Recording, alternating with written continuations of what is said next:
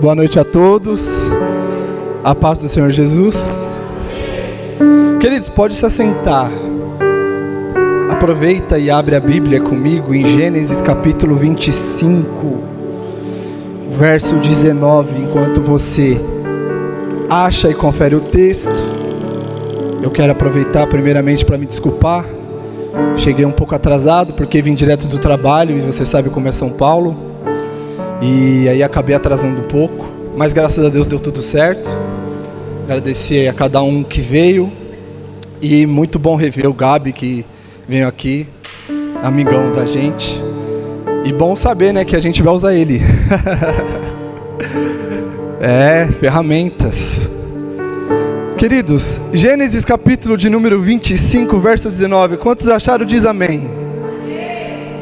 Assim está escrito. E estes são os descendentes de Isaque, filho de Abraão. Abraão gerou Isaque.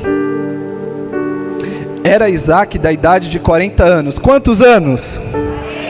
Quando tomou por mulher a Rebeca, filha de Betuel, o arameu de Padarã, irmã de Labão, o arameu. Orou Isaque ao Senhor por sua mulher, que era estéril. E o Senhor ouviu as suas orações e concebeu Rebeca, sua mulher. E os filhos lutavam dentro dela. E disse: se assim é, porque eu vivo. E foi consultar ao Senhor. Respondeu-lhe o Senhor: 2 nações há no teu ventre, e 2 povos se dividirão em tuas entranhas. Um povo será mais forte que o outro, e o maior servirá ao menor.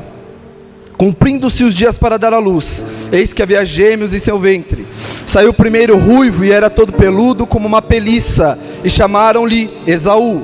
Depois saiu seu irmão, agarrado à sua mão ao calcanhar de Esaú, e chamaram-lhe Jacó. Era Isaque da idade de 60 anos. Quantos anos? Quando Rebeca lhes deu à luz. Não fecha a Bíblia, fica com ela aberta, porque a gente vai utilizar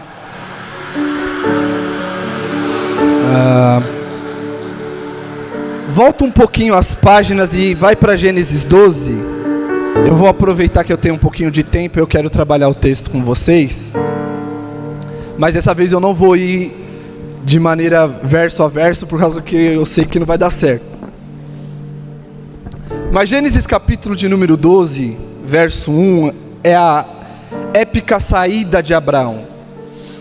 Que Deus chega para ele e diz assim: Abraão, sai da tua casa, da tua parentela, e vai para um lugar onde eu vou te mostrar, e farei de você uma bênção. Só que Abraão não sai no 12. Na verdade, esse chamado de Abraão é uma retificação do primeiro chamado. Ezequiel, como você sabe disso? Atos capítulo de número 7. Estevão fala que Deus veio para Abraão na Mesopotâmia, e que na Mesopotâmia Deus chamou Abraão, e Abraão foi até Harã, e Harã ele ficou. Então o chamado do capítulo 12 é uma retificação, ou seja, é Deus chamando de novo. Aí Deus fala: Abraão, sai e vai para um lugar onde eu vou te mostrar. Eu sei que eu já falei isso uma vez para vocês, mas a ideia e o que me choca é que Abraão sai sem saber o lugar que ele tem que ir. E Deus apenas diz: Abraão, sai. Ou seja, Abraão não sabe para onde vai, mas confia no Deus em que lhe enviou. Abraão não viu, mas ouviu. E a Bíblia diz que a fé vem pelo ouvir, e o ouvir a palavra de Deus. Então Abraão saiu, não porque viu, mas ouviu. Ouça o que eu vou te dizer. Quem tem os teus ouvidos exerce influência sobre você.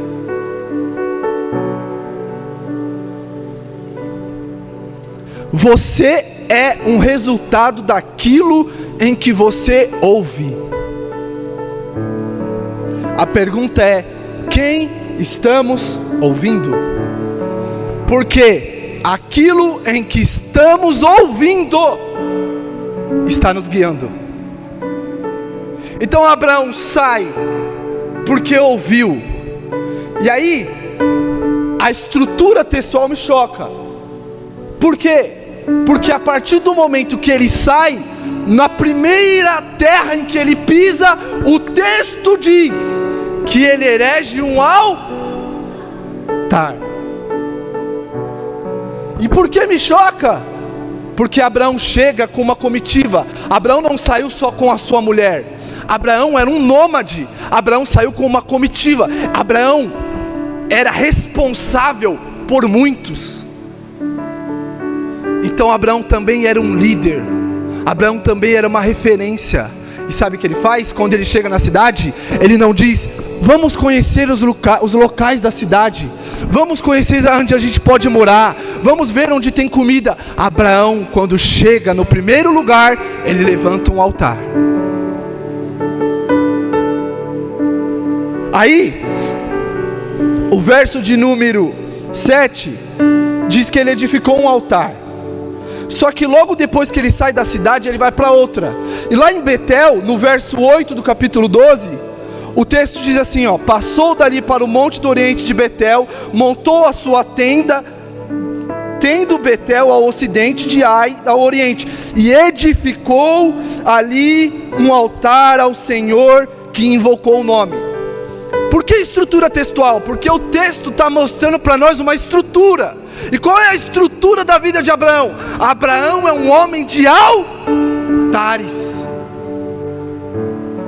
Abraão saiu guiado por uma voz, não sabe para onde vai, mas em cada lugar que ele vai, ele fala: peraí, esse lugar é novo, eu preciso edificar.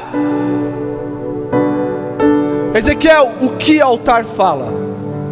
Hermeneuticamente, pelo menos 3 coisas. Tem mais, mas eu vou falar 3 coisas para a gente ter tempo. Primeiro, altar fala dos nossos esforços. Abraão, para fazer um altar, não é o mesmo altar de Moisés. Da época de Moisés é um altar, a época de Abraão é outro.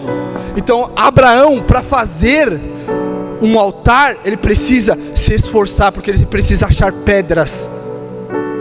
Primeiro, altar revela para mim e para você esforços.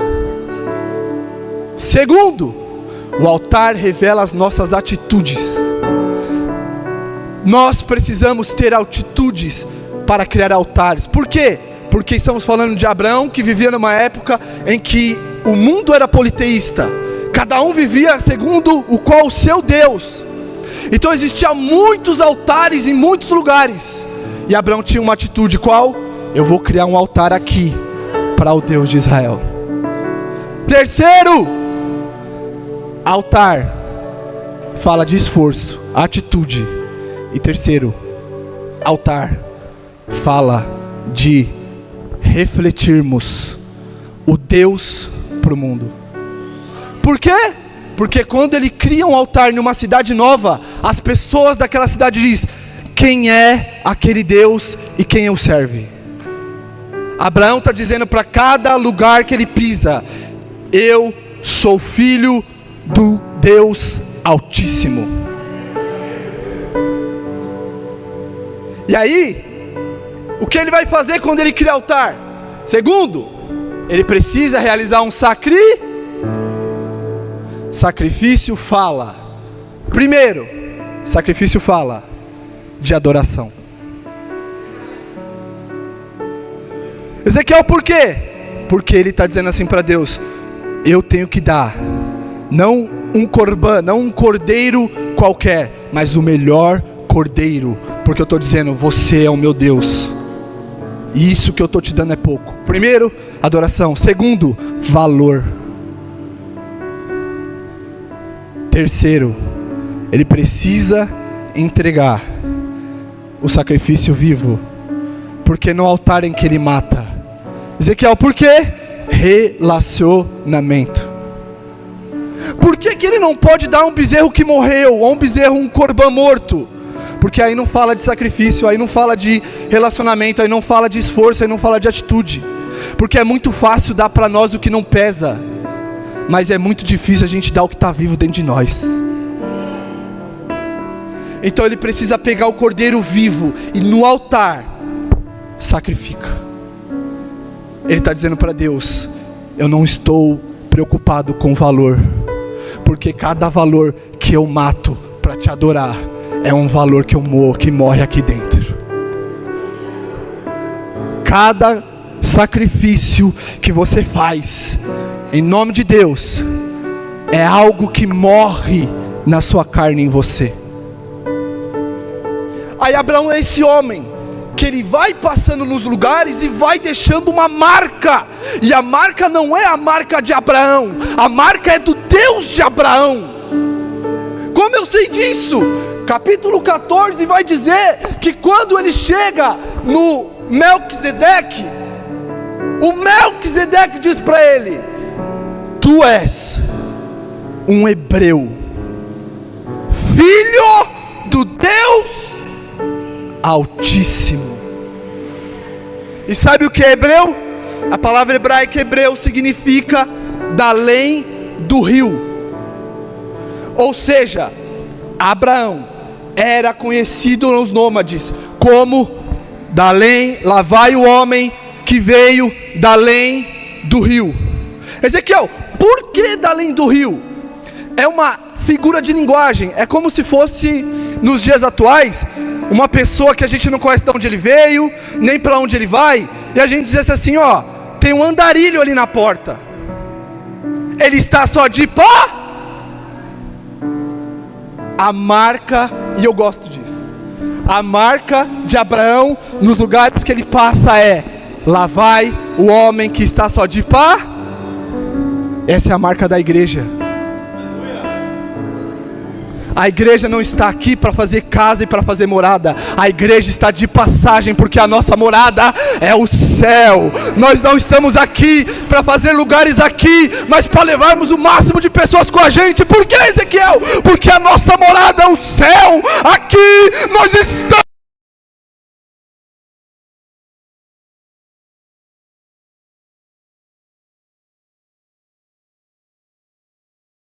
Lá vai o hebreu.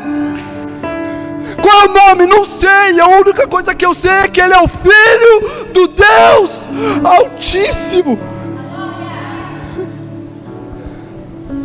E eu gosto disso. E eu marquei algo aqui, porque o relacionamento fala de identidade, altar fala de identidade. E eu só posso possuir uma identidade em Deus quando eu me relaciono com Ele. A minha verdadeira identidade está em Deus. E enquanto eu não viver uma vida de intimidade com Deus, eu não saberei quem eu sou. E aí eu escrevi algo aqui dizendo assim: tudo o que Abraão faz é o resultado daquilo que ele é, servo do Deus Altíssimo. A marca de Abraão é: lá vai o servo do Deus Altíssimo. E sabe o que me impressiona? Que é que as pessoas daquele mundo, daquele povoado, se você continuar lendo, você vai perceber, as pessoas e as cidades em que Abraão passa, as pessoas da cidade voltam a ele depois dizendo assim: Abraão, fica, porque eu sei que se você ficar, a gente, a cidade, o povo, a família vai ser abençoada. O que isso significa? É que os lugares em que Abraão pisa, a bênção não está lá, a bênção está aqui em Abraão. É por isso que na promessa de Deus, Deus disse em Gênesis 12: sai e eu farei de você uma bênção. Então um cristão não persegue a bênção, o cristão é a bênção nos lugares em que está. E o que nós estamos fazendo com isso? Será que na nossa casa, será que no nosso trabalho, será que na nossa escola, nós somos essa bênção? Quais altares nós estamos levantando lá?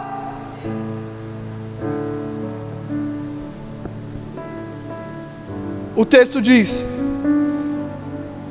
no capítulo de número verso 10 do capítulo 12, que houve grande fome. A palavra ali pode ser traduzida também como aflição. E Abraão pegou sua comitiva e desceu para o Egito. E se você ler o verso 10 e descer, Abraão não erige um altar. Abraão, em vez de erigir um altar e ser conhecido como filho do Deus Altíssimo, ele resolve mentir. Ele vai dizer assim: olha, Sara, você é muito nova. Fala para todo mundo aqui do Egito que você é minha irmã e não a minha mulher. Porque, sei lá, se alguém ver e souber que você é minha esposa, talvez eles me matarão, porque eu já tenho 75 anos. Então fala que você é minha irmã, é melhor. Sabe o que aconteceu? Ele não erigeu o altar. O faraó se apaixonou pela mulher dele e disse assim: já que ela é irmã de Abraão, eu vou me casar.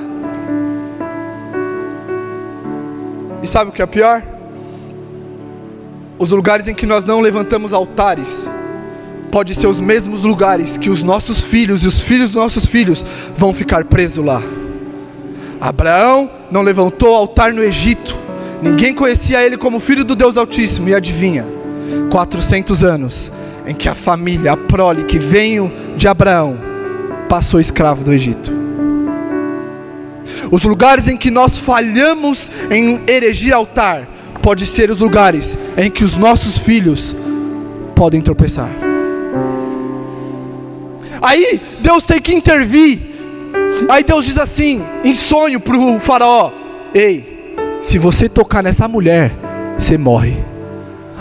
Aí o faraó acorda e fala: pelo amor de Deus, o Deus do cara lá falou para mim isso. Chega com a Sara, chega com todo mundo e fala assim: sai daqui. E pelo amor de Deus, você não me contou. O Deus de você revelou-se para mim. Agora, Abraão pecou por ter mentido, sim ou não? Pecou. Abraão deixou de ser santo, sim ou não? Não. Ezequiel, por quê? Porque santidade não tem a ver com um erro dentro da nossa trajetória. Pecado é errar o... Ora, quando nós pensamos que somos pecadores lutando para ser santo, aí vamos estar errando, uma semana santo, errando, outra semana santo.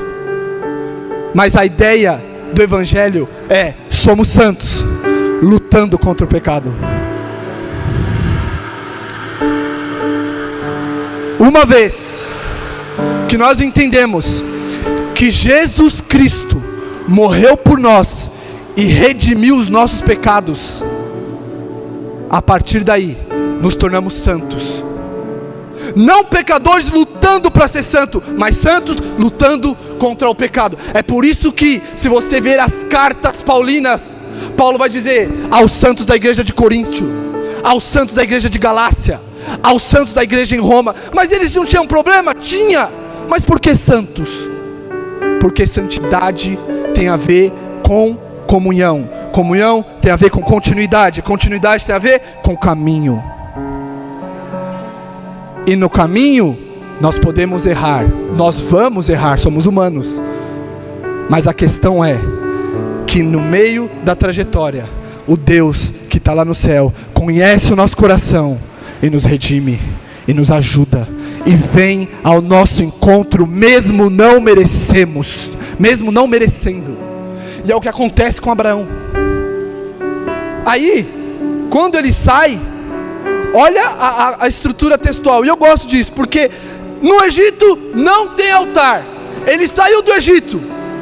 Observa comigo, se você tiver com a Bíblia aí aberta, o verso de número 13. E Abraão foi até o lugar que antes ali fizera, e ali invocou o nome do... Ele voltou para o lugar em que ele tinha, o último lugar em que ele fez um altar, e invocou o nome de Deus. Aí aqui vai voltar a estrutura. Por quê? Porque Abraão é um homem de altares, e erros, falhas, está no nosso percurso. Aí o capítulo 13, o verso de número 18 diz assim: Abraão, pois, removendo a sua tenda, veio e morou nos carvalhares de Manre, que está em Hebrom, e edificou ali um altar ao... Estrutura textual. Porque Abraão não mudou porque errou, mas Abraão errou. Mas o fato de Abraão errar não muda quem ele é, porque ele é alguém que anda com Deus. Aí, Abraão agora vai passar a ser o possuidor das terras de Manre. Aí a gente vai chegar no capítulo 15. Abraão está na tenda, está em Manre. E dentro da tenda ele começa a discutir sobre a promessa. E Abraão começa a dizer assim: eu estou velho. Eu sei que você falou para mim que eu vou ser um homem de muitos filhos, mas eu acho que eu não consigo não. Eu não vou ter filhos. Eu acho que isso não é para mim. Isso é Abraão discutindo com Deus na tenda. Porque a tenda em que Abraão está revela os planos e projetos de Abraão, não de Deus. A visão do homem é sempre visão de tenda, porque é limitado. Ele olha para cima, ele bate ali e fala assim: até aqui onde eu posso chegar. Mas observa comigo, por favor, capítulo 15, o verso 5. O texto diz assim, ó: levando quem? Levando Deus. Levando Deus para fora, lhes disse: olha, podes contá-las? E ele lhe disse: assim será a sua descendência. Porque o projeto do homem é de tenda, e o projeto de Deus é estrelas. Deus olha para Abraão e diz assim: Abraão, você está pensando pequeno porque você está dentro de uma tenda, limitado. Vem, o texto diz: e levando Abraão para, vem para aqui, olha para fora, olha para cima. Você pode contar as estrelas? Não. Então é isso que eu tenho para você, Abraão. É muito maior do que você pode imaginar. Os projetos de Deus para minha e para sua vida são maiores que nós. Os projetos de Deus são tão grandes que quando nós morrermos, se estivermos afiados, acredite, vai ficar para nossa geração, para outra geração, e vai se estendendo de geração em geração. E sabe qual é o segredo disso? É que a gente chama na teologia de proto-evangelho. Ezequiel, o que é um proto-evangelho?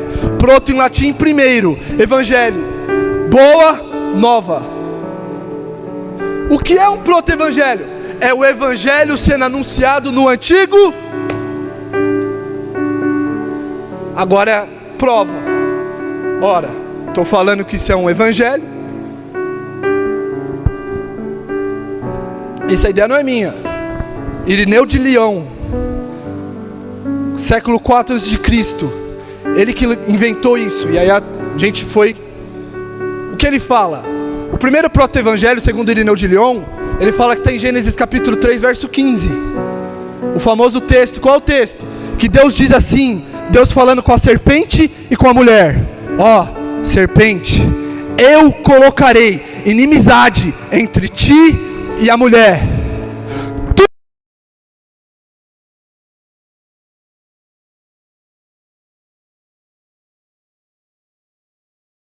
A cabeça. Romanos 16, verso 20 diz: e o Deus de paz esmagará Satanás sobre vossos pés. Proto-evangelho. O evangelho sendo anunciado no antigo. Agora, Ezequiel, você disse que Abraão vê estrelas, é proto-evangelho. Agora eu preciso provar. Observa comigo. Capítulo de número 22, o verso é o 18. O capítulo 22 é Abraão e Isaac. É a história épica em que Abraão está levando o seu filho para ser um sacrifício. Quando Abraão vai matar o filho, Deus provê um corbã, e aí Abraão resolve ir lá adorar a Deus, mata o animal, e aí Deus começa a retificar aquilo que Deus falou em Gênesis 12.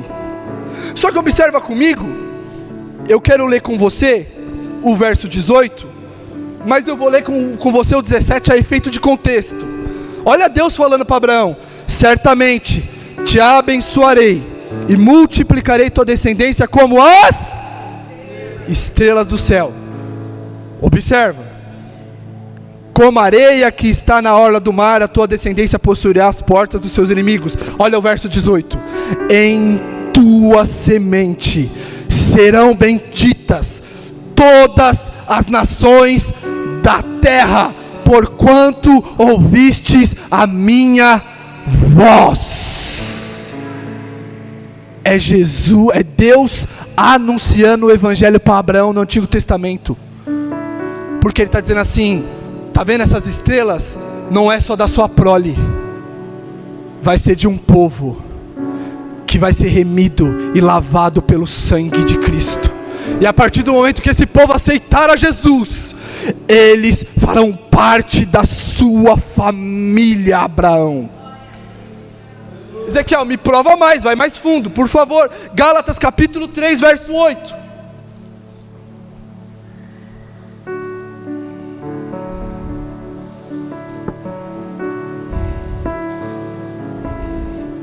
Gálatas capítulo 3, o verso 8. Acharam? Gálatas 3, 8. Eu espero.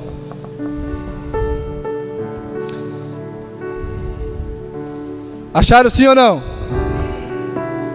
Olha o que está escrito. E a escritura, prevendo que Deus justificaria pela fé os gentios, deu de antemão o que? A boa nova, o evangelho.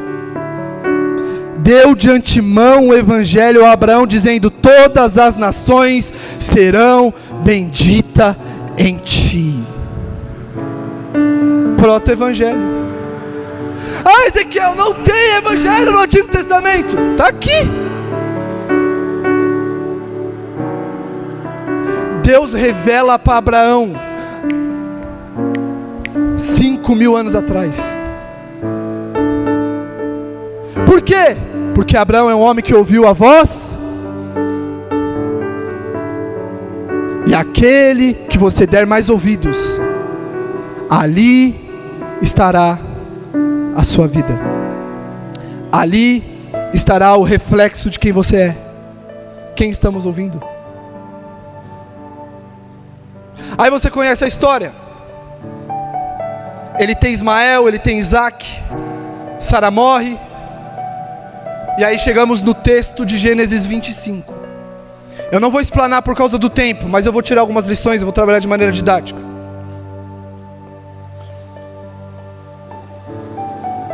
Gênesis capítulo 25, o texto que lemos. Isaac, filho de Abraão, filho do Deus Altíssimo. Agora é a vez dele. Agora é a história dele. E aí agora é a vez da experiência de Isaac, porque ninguém vive com a experiência dos outros. E aí Isaac vai ter que ter a sua própria experiência. E o texto diz, e você leu, que Rebeca era estéril. Ela não podia gerar. Ora, mas Deus prometeu para Abraão, seu pai, e o filho cujo qual está sendo a descendência de Abraão não pode gerar. E agora, o que faz? E aqui vem a primeira lição. Isaac e Rebeca não desistem de Deus. Ezequiel, por que essa é a primeira lição? Porque Isaac e Rebeca enfrentam um problema social. E qual é o problema social da época deles?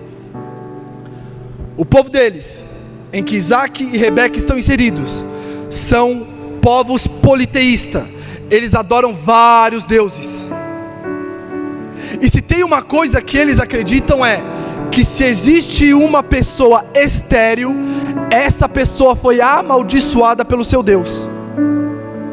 Ou seja, para aquela época, para aquela cultura, isso é histórico, o povo em volta de Isaac está dizendo assim: o Deus do pai deles não quer saber deles.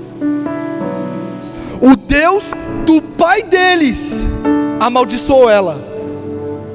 Ela não pode gerar. Então Isaac e Rebeca estão enfrentando um problema social. Qual é o problema? A cultura chegando para eles dizendo assim: ó, seu Deus não curte mais você, vem pro meu. O meu, se você fizer umas mandingas, jogar um negócio aqui, fizer um negócio lá, ó, vai gerar. Vem pro meu. E em meio à pressão da época, Isaac e Rebeca não desistem de Deus.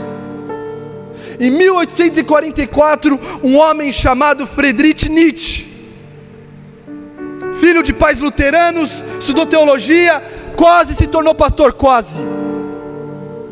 Quando ele ruma ao campo da filosofia, e na filosofia, ele começa a ter, no problema não é filosofia, mas na filosofia ele começa a ter um problema com ele mesmo, onde ele escreve um dos livros mais famosos da atualidade, chamado Deus não existe, ele está morto.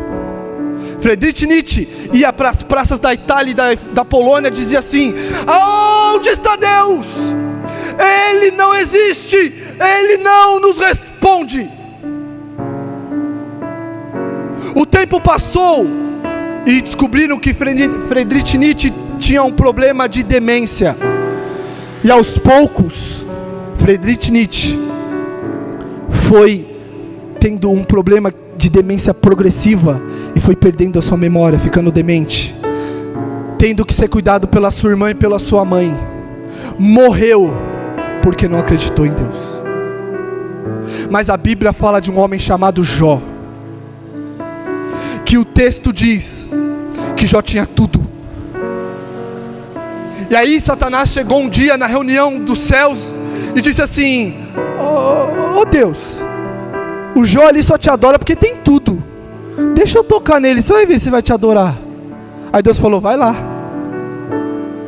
E aí Jó começa a perder tudo.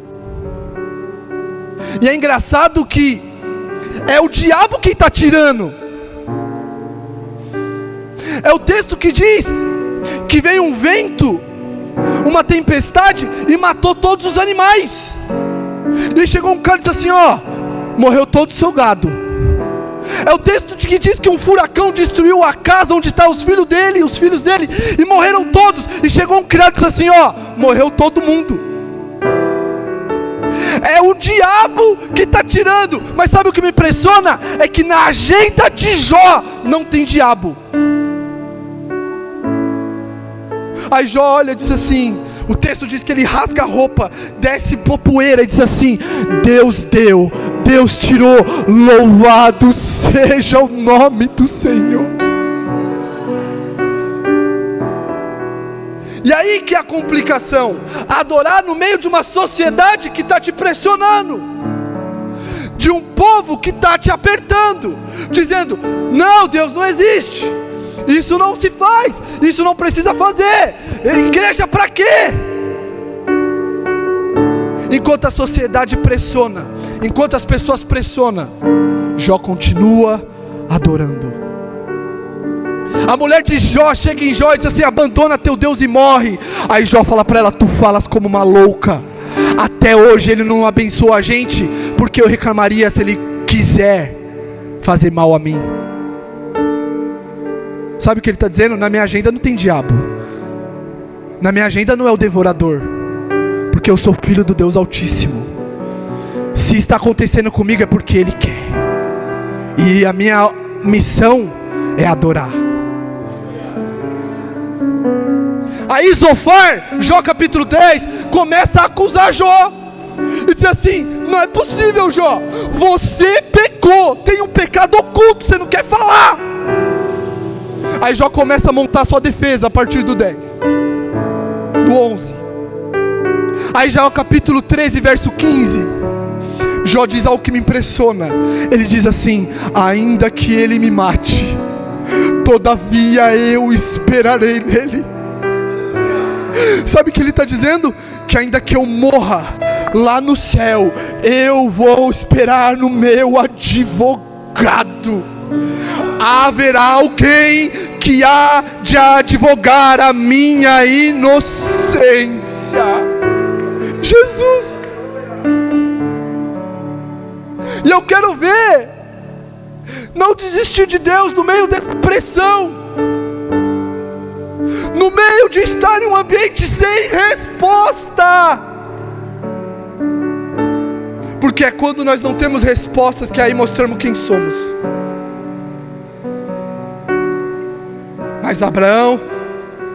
Mas Isaac e Rebeca, apesar das pressões, não desistem de Deus. Segunda lição, o texto diz que Isaac e Rebeca oraram. Só que você leu, eles começaram a orar por um propósito com 40 anos, e a resposta de Deus chegou com 60, 20 anos. Por quê? Porque Deus quis. Por quê? Porque vida com Deus é um processo. E é no meio dos 20 anos que o processo vai acontecendo. Deus está preocupado em caminhar com você, e não em ser alguém que você busca Ele apenas no trono, parado, no lugar estático. Deus está preocupado em se relacionar com você todo dia. Deus quer te dar destino, e não um lugar em que você vai lá, adora superficialmente e vai embora. Deus está dizendo: eu exijo, se você me ama, eu exijo relacionamento. 1 Crônicas 28:9. Salomão já velho. Ezequiel, qual é a última palavra? Qual foi o último conselho de Davi, Qual foi o último conselho de Davi para Salomão? 1 Crônicas 28:9. O último conselho de Davi para o seu filho foi: filho, vem cá, eu vou te dar o meu último conselho. Qual é, pai? Busque a face de Deus continuamente, porque Deus sonda corações e esquadrinha pensamentos. Se você o buscares, Ele se fará achado de ti, mas se você o deixares, Ele também te deixará a ti. Sabe o que Ele está falando para o seu filho?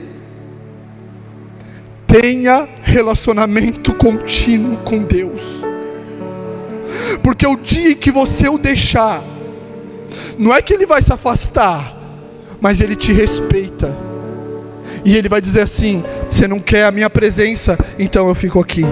Você não quer a minha presença, então eu estou aqui. Você não quer a minha presença, então eu estou aqui.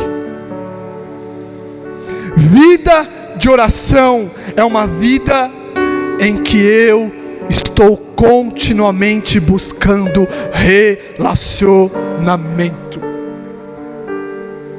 Como é que está a nossa vida com Deus? E essa é uma pergunta para mim, para nós, porque nós gostamos de muitas coisas, mas às vezes a oração é a última do dia. Às vezes a oração é quando nós precisamos de um socorro. E Davi dá um conselho que para mim é chave para o ministério de Salomão: busque a face de Deus de maneira contínua. Busca o rosto, busca a face. Por que a face? Porque você precisa querer olhar nos olhos. Tem gente querendo buscar o pé, que fala de milagre. Tem gente querendo buscar a mão, que fala de dom. E Davi fala: busca a face, porque a face fala de relacionamento.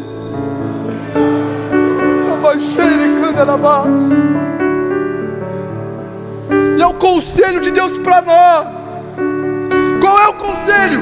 Ora, ora, se ajoelha, ora, busca em tempo e fora de tempo, se encha de Deus, para que quando as pessoas olhem para o seu rosto, eles vejam Jesus emanando em você. E esse é o desafio da nossa sociedade, porque a oração, infelizmente, hoje virou muitas coisas, menos relacionamento. Eu oro por um carro, eu oro por uma casa, eu oro por uma doença, mas eu não oro para me relacionar. É por isso que eu disse que o altar, a oração, vai gerar em nós identidade. Quer saber quem você é em Deus? Ora. Quer saber o que Deus quer para a sua vida? Ora. Porque se você não orar, você vai viver de lugar em lugar, de cidade em cidade, mas não vai ter uma direção.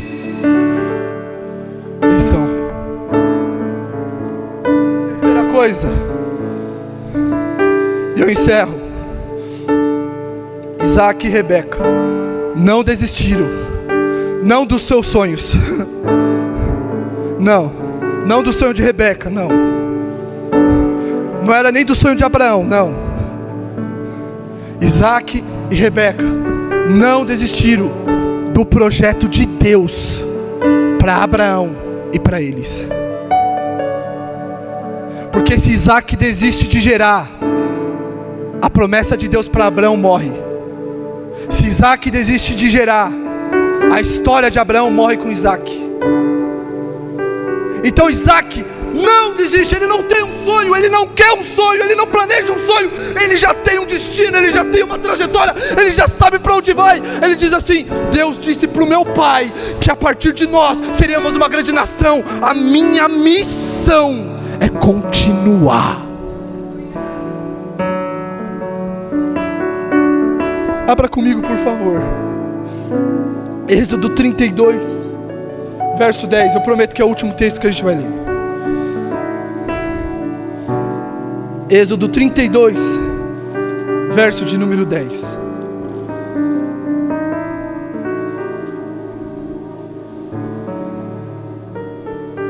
O Êxodo 32 e o verso 10 fala da história de Israel na saída do Egito. E aí, Êxodo 20, Deus chama Moisés, diz assim: Moisés, eu vou te passar os 10 mandamentos. Êxodo 20. Só que Moisés demora tanto tempo com Deus, que o povo no 32 está dizendo assim para Arão: ô Arão, ele já morreu? Moisés morreu, já tem tanto tempo que ele está lá em cima e ele não desce, que eu tenho certeza que ele morreu. E ninguém aqui tem coragem de ir lá, porque tem medo de ser fulminado. Então é o seguinte, Arão, vamos fazer nós os nossos deuses. E a pressão daquele povo é tanta que Arão fala: então faz, pega os brincos de ouro e faz. Aí Moisés está descendo com as tábuas. Chega Josué: parece lá que está tendo festa, Moisés. Eu acho que alguma coisa, tá uma situação estranha. Aí Moisés fala: não pode ser não. Deixa eu descer lá para ver. Quando Moisés chega, ele encontra um povo adorando um bezerro de ouro. E aí Moisés fica bravo, irado. Só que olha o que Deus vai falar para Moisés. Porque olha o que eu quero que você observe, o que Deus vai falar para Moisés antes da descida. O verso 10, capítulo 32, o verso 10. Agora pois, isso é Deus falando para Moisés, o libertador. Êxodo 32, verso 10. Agora pois, deixa-me, para que a minha ira te acenda contra eles, e eu os consuma. Deus está irado com essa adoração do povo. Mas olha isso aqui: e de ti, Moisés, de ti eu farei uma grande... Ora, não é a promessa de Abraão? Não foi o Deus que disse para Abraão em Gênesis 12, farei de você uma grande nação, sim ou não? E por que para Moisés? Sabe o que ele está dizendo? Quer saber, estou cansado desse povo, vou matar todo mundo, começa tudo de novo. Aí sabe o que Moisés fala para Deus? Não, Deus, e o que dirão de ti? Sabe o que Moisés está querendo dizer? Eu não quero um novo projeto comigo, eu não quero me aparecer, eu não quero ser o cara, não, eu quero continuar debaixo da promessa que o Senhor estabeleceu. Moisés está dizendo, eu não quero começar nada, o Senhor me chamou para ser o libertador, e o que eu quero ser é libertador. Moisés, talvez se fosse muitos de nós, talvez diria, demorou, fechado agora, bate aqui, começa comigo. Mas Moisés está mais preocupado com o quê? Com a integridade de Deus para o povo. O que dirão de você? Porque eu não quero que falem mal de você. Eu não estou preocupado com o que eu serei, eu estou preocupado em ser debaixo daquilo que você já designou. Homens de identidade sabem para onde vão e para onde estão e para onde vão chegar. Mesmo que eles não enxerguem aqui, eles já ouviram aqui. Fica de pé, por favor. Isaac e Rebeca não desistem dos projetos de Deus. E aí, por causa disso, o texto diz que ela engravidou, contrariando todas as estatísticas, contrariando todo o campo social. O texto diz que ela engravidou. Mas o texto que lemos é um confronto à minha alma, porque Rebeca revela a Rebeca ser humano, e a Rebeca ser humano se parece muito comigo, e talvez pareça muito com você. Ezequiel, por quê? Porque aí ela vai orar, ela já está grávida, Deus já respondeu a oração, mas por causa da gravidez, a dor é tanta, que ela chega para Deus e diz assim, Deus, por que está doendo tanto? Rebeca está abrindo o coração. Deus quer que a gente abra o nosso coração nas nossas orações. Oração é abrir o coração. E ela diz, por que está doendo tanto, Deus? Eu não tenho noção de quanto seria difícil isso. E se assim é, por que eu vivo? Qual é a razão de eu viver para sentir tanta dor? 20 anos buscando para quando o Senhor me dá ser assim. Rebeca revela o que tem de mais humano em nós. É quando a gente chega em Deus com a cara no chão, dizendo assim, eu não mereço, eu não posso, eu erro, eu vacilei ali, mas me perdoa. E quando isso acontece, Deus vem em resposta a Rebeca.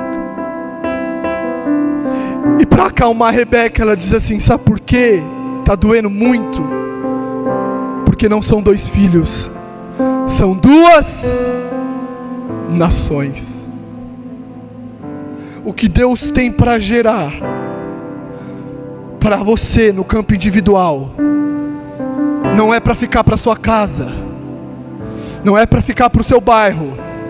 O que Deus tem para gerar em você é para uma nação.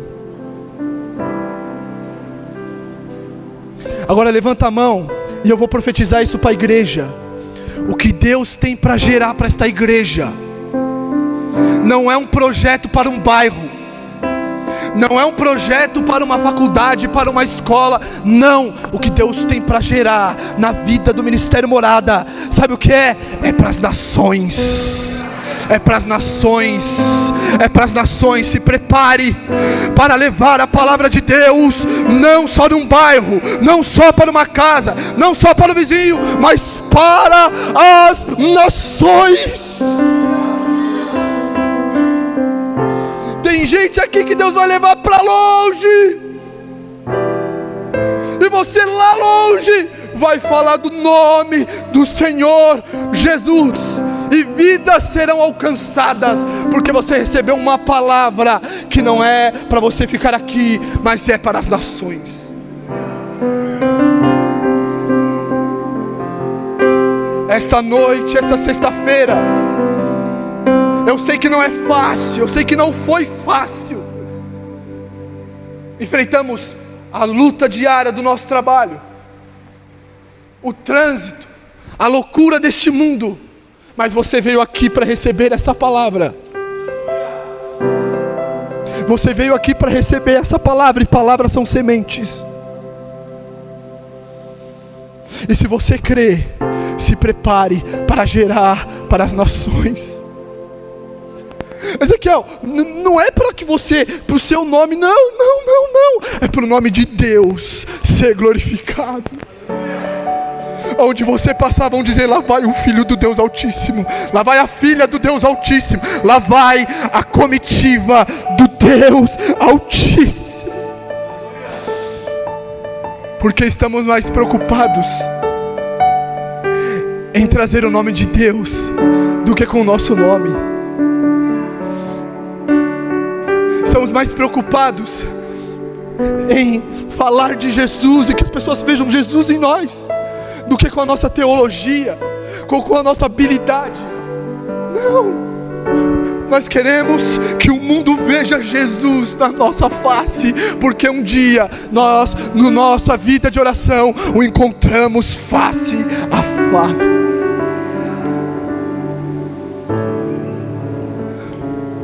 Tem ciúmes de mim. Você pode adorar? O seu amor é como um furacão. Aproveite este momento. Me rendo ao vento de sua misericórdia.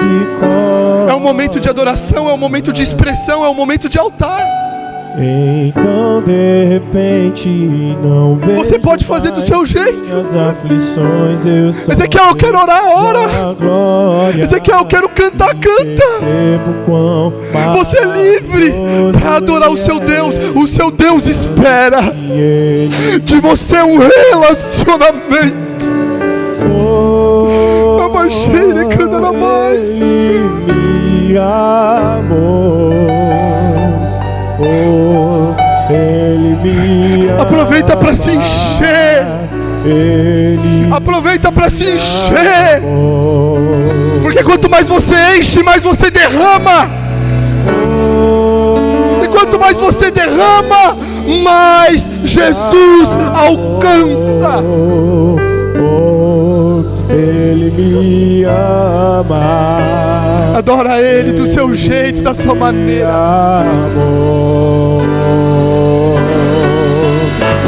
Me ama, Ele me ama,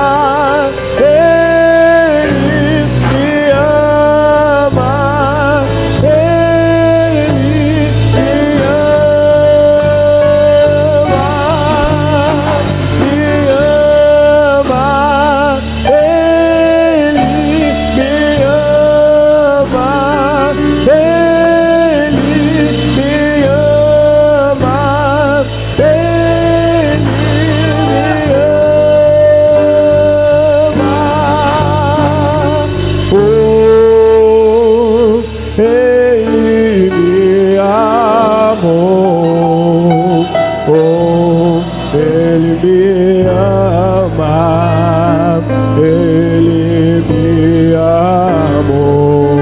Oh, aleluia! Oh, Ele me amou.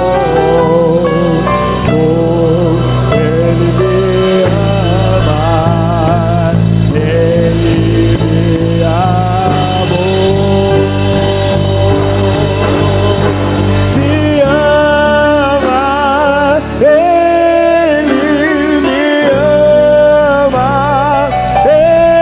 você tem hoje. Deixa no altar o que você tem para entregar hoje. Deixa no altar. Deixa queimar. Deixa subir. Deixa subir. Deixa subir.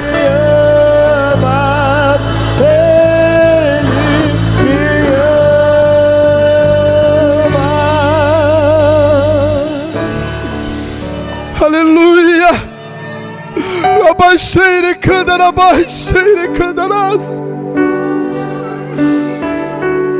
Eu encerro com uma palavra profética. Eu encerro com um texto que está em Jeremias 1:10. E eu vou ler. E eu espero que você guarde isso e leve isso para o seu coração. Porque a profecia é bíblica. Não sou eu, Ezequiel, que está falando, não é fruto de uma emoção, está aqui. E eu vou liberar isso aqui para você, se você crer.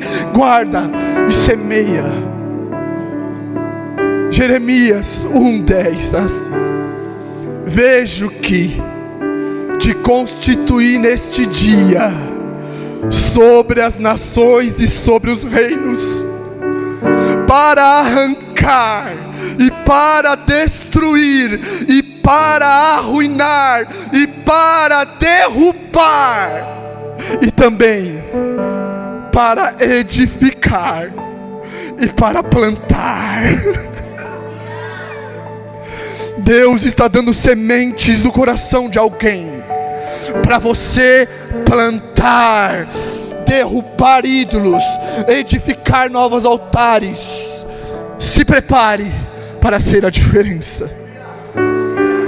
Eu vou fazer uma oração para encerrar. Senhor Jesus, aqui está a sua igreja.